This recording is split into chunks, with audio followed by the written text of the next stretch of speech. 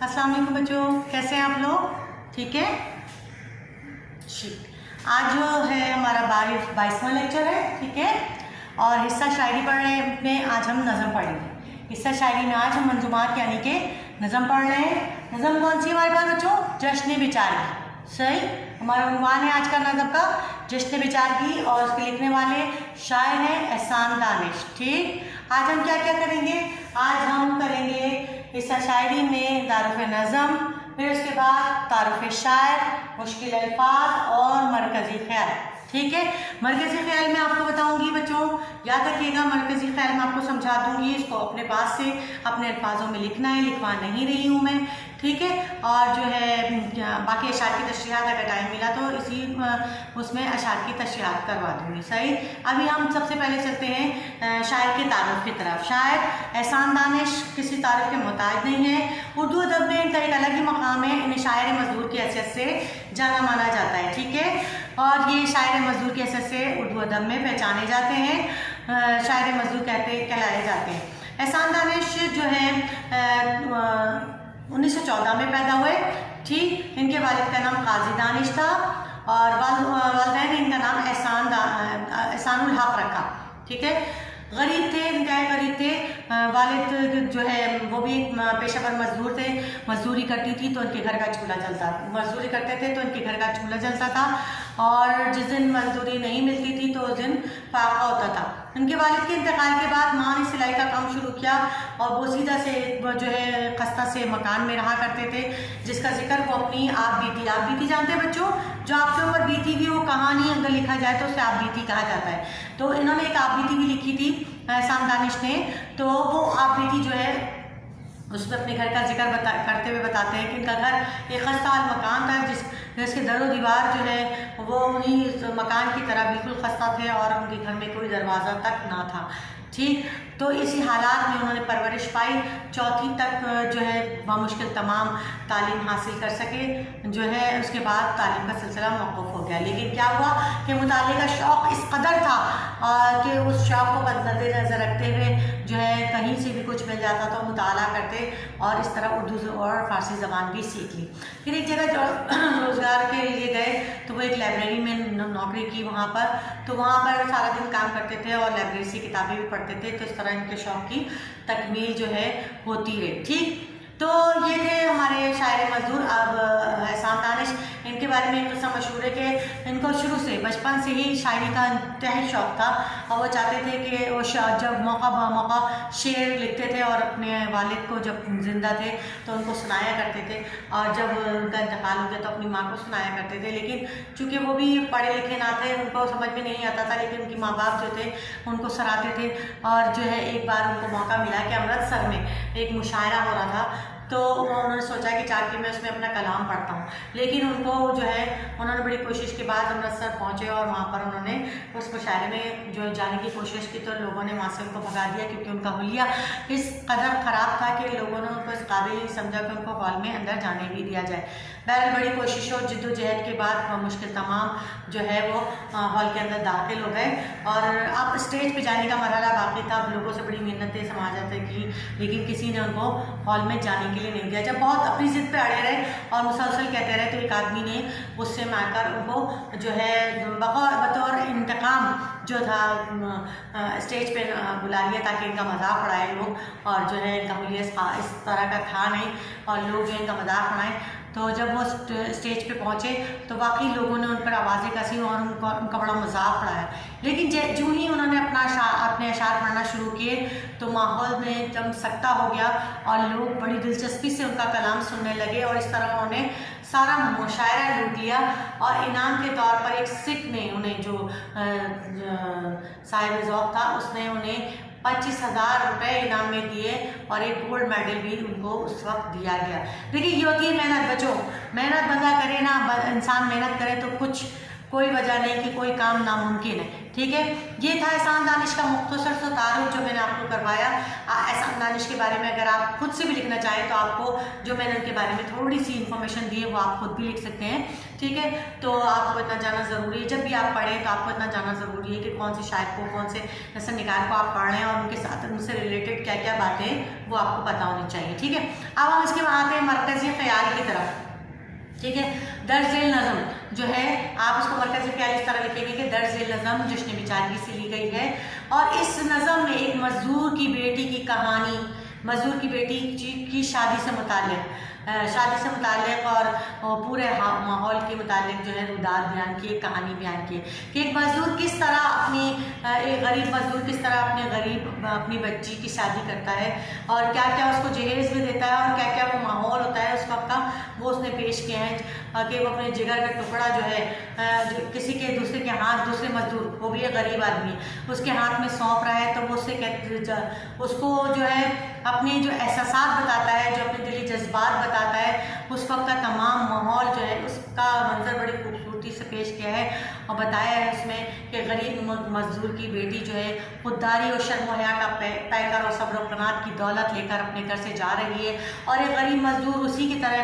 غریب مزدور ہے جو مزدوری کرتا ہے، تو وہ دولہا بنا ہوا آیا ہے، اور اس کے جو حالات ہیں وہ بھی جو ہے انہی کی طرح ہیں، نہ کوئی اس کے ساتھ ڈھول تاشا ہے، نہ اس کے ساتھ کوئی جو ہے باراتی ہیں، بس اکیلا وہ واحد ہے جس کے جسم پر پوشاک بھی اسی کی مخلصی کی منہ بولتا ثبوت ہے، اور اس شخص کا ساتھ نبھانے کے والدین جو ہے اپنے بیٹی کو نصیحت کے ساتھ اس وہاں سے رخصت کرتا ہے، اور اپنی مجاز خدا کے ساتھ جا رہی ہے، اور اسے نصیحت کرتا ہے کہ اب تم اپنی بیٹی کو نصیحت کرتا ہے کہ اب یہ تمہارا میرے بعد اب یہ تمہارا مجاز خدا ہے، اب تمہیں نکلنا ہے تو وہاں سے مر کر ہی نکلنا ہے، اور تمہیں اس کا ساتھ نبھانا ہے، اور مجاز خدا اس کے مجاز خدا سے بھی ایک وعدہ لیتا ہے کہ میری بیٹی کو خوش رکھنا ہر حالات میں، جو ہے جو میری بچی جو ہے حالات کو نبھا سکتی ہے، میں نے اس کو اس طرح کی تربیت دی ہے کہ وہ ہر قسم کے مسئلے مسائل تمہارے ساتھ جو ہے نبھا سکتی ہے، تمہارے ساتھ رہ سکتی ہے، ٹھیک ہے۔ یہ تھا اس کا مرکزی خیال، ٹھیک ہے بچوں۔ اب میں تھوڑی سی آپ کو جو ہے نظم کا پوری نظم نہیں پڑھاؤں گی بیٹا، بہت بڑی نظم ہے، تو ٹھیک ہے تھوڑی سی پڑھاؤں گی اور ایک دو اشعار کی تشریحات کرا دیتی ہوں، تو آپ لوگ جو ہے باقی کی نظم کی تشریح جو ہے خود کریے گا، ورنہ لمبا ہو جائے گا لیکچر سے یہ نا۔ اور جہاں پہ بھی آپ کو مشکل لگے وہ آپ ضرور مجھ سے بے شک مجھ سے میسیج کے ذریعے پوچھ سکتے ہیں، فون کر کے پوچھ سکتے ہیں، جیسے آپ کو سوٹیبل ہو بتائیے گا، ٹھیک ہے۔ داغ دل ایک شام سیاہ پوش کا منظر تھا، ظلمت خاموش میں شہزادہ خاور، عالم میں مچلتے ہی کو تھے رات کے گیسو، انوار کے شانے پہ تھے ظلمات کے گیسو، یہ وقت ادارت دفتر مزدور کی رخصت، اللہ قیامت کی قیامت کی قیامت، ٹھیک ہے۔ یہ کہہ رہے ہیں کہ ایک بہت ہی سوگوار شام کا رات کا منظر ہے، اور جیسے سورج جو ہے چھپ گیا ہے اور تاریکی نے اپنی جگہ لے لی ہے، شہزادہ خاور سے مراد یہاں پر سورج ہے، سیاہ پوش سے مراد شام کا سوگوار منظر، ٹھیک ہے۔ انوار یعنی نور کی جمع، کہہ رہے ہیں رات جو ہے رات کا اندھیرا، رات کی گیسو یعنی رات کا اندھیرا ختم ہونے کو ہے، اور نور صبح کی جو اجالا جو ہے وہ پھیلنے کو ہے، اور جو ہے ایک مزدور کی بیٹی کی رخصتی کا وقت آیا ہے، ایسا لگتا ہے جیسے کوئی قیامت آ گئی ہو، ٹھیک ہے۔ نوشا کا جو سر پہ باندھے ہوئے صحرا، بھرپور جوانی میں تھا اترا ہوا چہرہ، اندو ٹپکتا تھا بشاشت کی نظر سے، مرجھائے سے رخسار تھے پاپوں کے اثر سے، کرتا بھی پرانا سا تھا پگڑی بھی پرانی، مجبور تھی قسمت کے شکنجوں میں جوانی، ہمراہ نفیری تھی نہ باجا نہ تاشا، آنکھوں میں تھا بے مہری عالم کا تماشا، مجمع تھا یہ جس خستہ افسردہ مقام پر، تھا بھیس میں شادی کے وہاں عالم محشر، ٹھیک ہے۔ اب دیکھیں اس میں نوشا کے مطلب ہے دولہا، ٹھیک ہے، نوشا کا مطلب ہے دولہا، بشاشت یعنی فرحت تازگی، رخسار گال کو کہتے ہیں، ٹھیک ہے، کرتا جو ہے ہماری ڈریس ہے، پگڑی آپ کو پتہ ہے پگڑی کا، شکنجو یعنی جکڑا ہوا، بے مہری یعنی بے مروت، ہمراہ نفیری ایک ساز ہوتا ہے باجا جس کو بجاتے ہیں، تاشا ڈھول کو کہا ہے، ٹھیک ہے۔ اب نے کہا جو دولہا آیا ہے وہ بھی سیرا باندھے ہوئے اور بھرپور جوان آدمی ہے، لیکن اس کے چہرے سے جو ہے کہیں سے بھی تازگی یا بشاشت نظر نہیں آ رہی ہے، اور ایک غم ٹپکتا ہے، اندو مانے غم، ایک غم ٹپکتا ہے اس کے مرجھائے ہوئے رخسار سے، اور اس کی باتوں سے ایک غم ٹپکتا ہے، نظر آتا ہے کہ وہ ایک جو ہے غریب مزدور ہے جس کی چہرے پہ کوئی فریشنس نہیں ہے، اور وہ بہت بیچارہ غم سے چور ہے، اور کرتا بھی اس نے پرانا سا پہنا ہوا ہے، پگڑی بھی اس کی پرانی ہے، اور کیونکہ مجبور ہے وہ، کیونکہ وہ غربت میں جھگڑا ہوا ہے بری طرح سے، کوئی باجا، کوئی تاشا، کوئی ڈھول بجانے والے اس کے ساتھ نہیں ہیں، بالکل ایک اکیلا تنہا ہے، اور بالکل ایسے جیسے بے مروت سا بے مہری کا تماشا دنیا دیکھ رہی ہے اس کے ساتھ۔ مجمع وغیرہ جو ہے کوئی نہیں ہے، چند لوگ ہیں صرف، اور بالکل بوسیدہ سا خستہ سا پرانا سا مکان ہے، اور ایسا لگ رہا ہے کہ یہاں پہ کوئی شادی نہیں ہو رہی، وہاں عالم میں محشر یعنی آخرت کا کوئی دن ہے جہاں پر حساب کتاب ہوگا اور لوگ جمع ہیں، اور کوئی خوشی کی وہاں پہ کوئی رمق جو ہے وہ دکھائی نہیں دے رہی ہے۔ دالان تھا گونجا ہوا رونے کی صدا سے، ایک درد ٹپکتا تھا ارفناک ہوا سے، اماں کی تھی بیٹی کی جدائی میں یہ حالت، چیخوں میں ڈھلے جاتے جذبات محبت، باپ کا یہ حال کہ اندروں کا مارا اٹھتا تھا تو دیوار کا لیتا تھا سہارا، لڑکی کا یہ عالم تھا کہ آپے کو سمیٹے، گڑیا سی بنی تھی چادر کو لپیٹے۔ ٹھیک ہے، اب اس گھر کا منظر بیان کر رہے ہیں شاعر، کہتے ہیں کہ جو وہاں کا صحن تھا وہاں پر رونے کی آوازیں گونج رہی تھی، کیونکہ ماں بھی رو رہی تھی اور بیٹی بھی رو رہی تھی، اور پورے ماحول سے ایک عجیب سا درد ٹپک رہا تھا، ارفناک آنسوؤں سے بھرا ہوا تھا۔ ماں کی اپنی بیٹی کی جدائی میں جو حالت تھی وہ بتائی نہیں جا سکتی، کہ وہ چیخنا چاہتی تھی پر چیخ نہیں پا رہی تھی، اور جذبات جو تھے وہ امڑ کر اسے رونے پر مجبور کر رہے تھے۔ باپ بھی تھکن سے اور غموں سے چور تھا، اٹھتا تھا، دیوار کا سہارا لیتا تھا، اور لڑکی بھی ایک کونے میں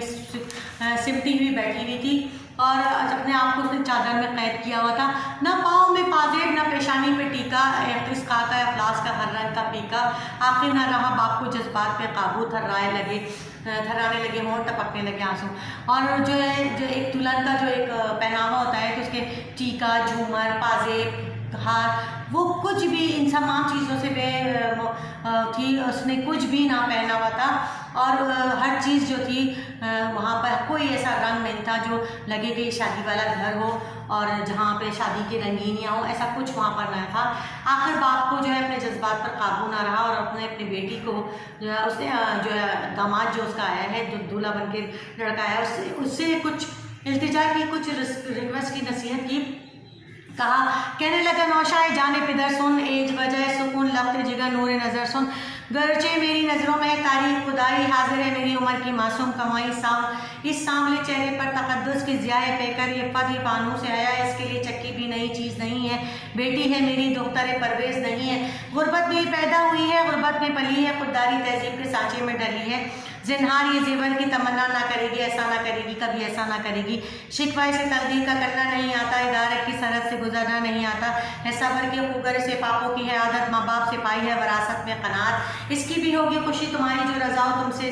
تم اس کے لیے دوسرے درجے کے خدا ہو۔ ٹھیک ہے، اب انہوں نے اپنے داماد سے کہا کہ دیکھو جانے پدر، یعنی میرے جو ہے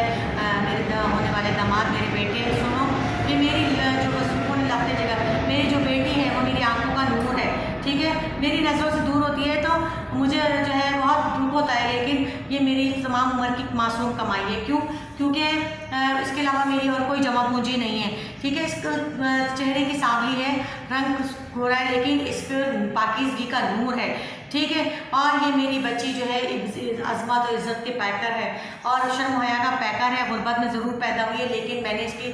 تربیت اس طرح کی ہے کہ اس کے پاس صبر و قناعت کی دولت ہے، خوددار ہے، اور کبھی تم سے یہ زیور کی جو ہے تمنا خواہش نہیں کرے گی، کبھی بھی نہیں کرے گی، کیونکہ میں نے اس کی